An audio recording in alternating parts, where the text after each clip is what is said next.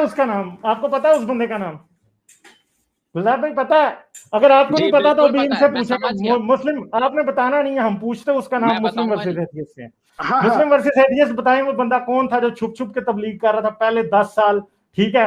वो किसी को नहीं बताता था कि वो जो है एक नबी है, ठीक है? और वो मक्के में रहता था। बंदा कौन है, नाम बता दें।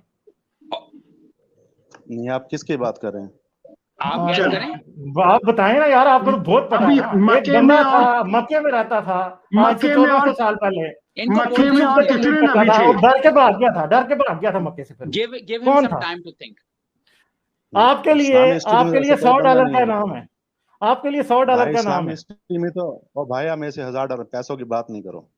हाँ तो वही ना मैं कह रहा हूँ, ये बंदा कौन था बता देना। few seconds जी, कौन थे वो? ऐसे इस्लामिक कोई ऐसा बंदा नहीं है। कैसी बात है।